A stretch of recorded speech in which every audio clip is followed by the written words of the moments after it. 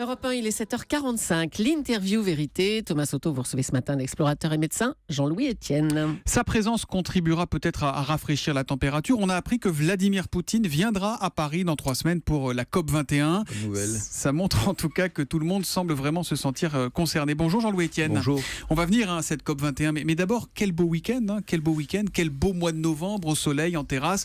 On s'en réjouit sur le moment. Est-ce que ça vous inquiète ?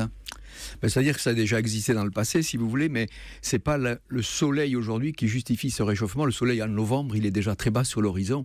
Ce sont des entrées d'air chaud qui nous arrivent du sud. Et donc la question qu'on peut se poser, c'est pourquoi aujourd'hui on n'a pas de vent de nord-est ou du nord-ouest qui est classique à cette période-là. C'est que la Terre, elle commence à souffrir d'un excès de chaleur. Et cette chaleur, elle circule, effectivement, et c'est cet air chaud que nous recevons. Donc on est en plein dans le dérèglement climatique ? On va petit à petit vers des complications. Moi, je dis que la Terre, elle a une fébricule, on dit ça en médecine, elle a 37,8, vous voyez. Elle a une petite fièvre et on va vers des périodes de complications.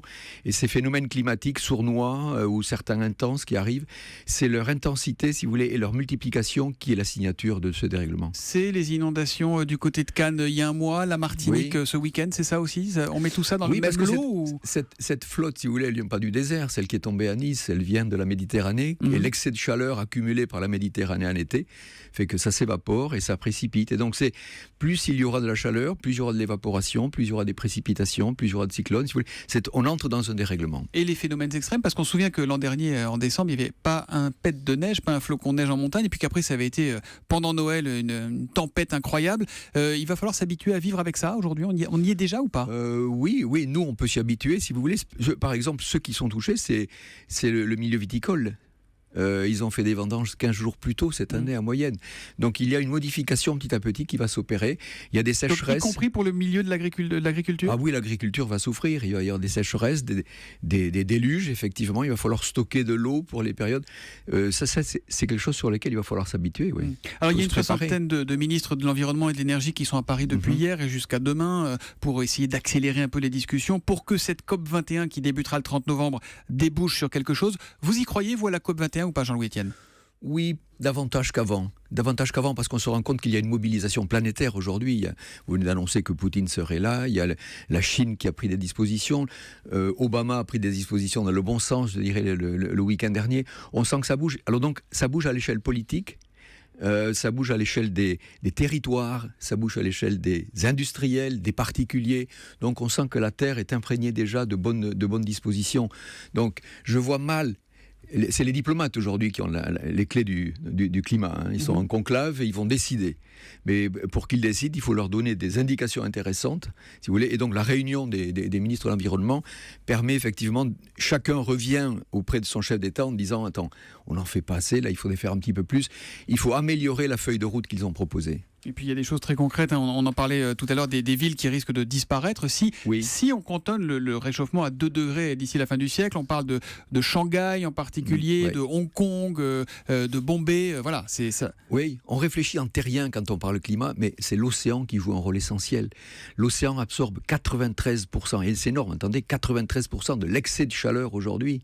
Et donc cette dilatation de l'océan fait que le niveau monte, l'arrivée des glaciers qui libèrent de l'eau fait que ça monte de 3,2 mm par an. Regardez bien ce qui nous écoute, 3,2 mm par an, et tous les ans. Donc effectivement... Et là, nos auditeurs nous disent, ils nous fatiguent, ils nous névrosent pour 3,2 mm. On regarde avec les doigts, on se dit, c'est pas grand-chose. Si, c'est grand-chose. Ça s'accumule, et surtout quand vous avez une conjonction, si vous voulez, de phénomènes, de marée, d'indices de marée importants, et puis de vents violents, ça fait des dégâts. On s'est habitué à vivre avec un niveau de l'eau stable, alors qu'il est en train de monter. Jean-Louis Etienne, vous avez été le premier homme à atteindre le pôle Nord à pied en solitaire. C'était en 86, en 89, 90. Vous avez réalisé la plus longue traversée de l'Antarctique en traîneau à chien, 6300 km. Soyons concrets, est-ce que cette aventure-là serait encore possible aujourd'hui ? Celle du Sud, non, pas dans son intégralité. Vous voyez, pourquoi ? Parce que la glace, une partie de la glace a disparu. On est parti du bout de la péninsule antarctique, c'est en face le Cap Horn, pôle Sud, et on a traversé de l'autre côté. Et les 600 premiers kilomètres, c'est ce qu'on appelle des plateformes de glace. C'est des glaciers qui descendent et que ça flotte sur la mer. Et ces 600 premiers kilomètres ont disparu en l'an 2000. C'est le signe, effectivement, d'un réchauffement climatique. Au pôle Nord, j'ai survolé l'Arctique en ballon en 2010, il n'y a pas longtemps, c'était en avril, c'était la fin de l'hiver. En fin de l'hiver, normalement, la banquise, elle est compacte. Et vous J'ai avez vu été quoi? surpris, j'ai vu des zones d'eau libre à cette période. Donc il est évident, il y a des remontées d'eau chaude. La Terre, elle souffre de cet excès de chaleur aujourd'hui et elle le dissipe un petit peu partout. Et ce que l'on ressent aujourd'hui, cette chaleur temporaire, si vous voulez, c'est une dissipation de cet excès de chaleur à la surface de la Terre. Il y a un vrai risque que la banquise disparaisse? Alors la banquise, elle s'est reformée en ce moment, on est en hiver, c'est la nuit polaire, la banquise se reforme, elle va faire 1 mètre d'épaisseur. Ce qui disparaît, c'est la glace pluriannuelle. Vous savez, ces neiges éternelles qu'on disait, qui faisaient que ça alimentait les glaciers. Eh bien, cette banquise pluriannuelle est en train de disparaître, mais elle se reformera tout le temps. Elle disparaît en majorité à la fin de l'été, mais maintenant elle est repartie pour se reformer. Alors, je le disais en vous présentant, vous êtes médecin également. Ouais. Vous nous parlez d'une petite fièvre pour la Terre. Quel est le traitement appliqué aujourd'hui à la Terre? C'est des soins palliatifs ou un petit remède fera l'affaire? Il va falloir faire des soins constants surtout. Ouais. Constants. Ça dépend à qui on s'adresse, mais ça s'adresse aux gens qui nous écoutent, aux particuliers, si vous voulez. Isoler l'habitat, c'est des trucs importants. La facture énergétique est énorme, si vous voulez. Faire en sorte de prendre le plus possible les transports en commun, essayer de limiter les consommations d'énergie. C'est l'excès de gaz carbonique et aussi de méthane qui provoque, si vous voulez, c'est un gaz rare, le méthane. On nous bassine, comme vous dites, avec le CO2, CO2, CO2. Oui. Qu'est-ce que c'est ce CO2? C'est une petite molécule qui est dans l'atmosphère, si vous voulez, qui a un pouvoir à faire en sorte que la chaleur de la Terre est piégée à la surface comme un effet de serre.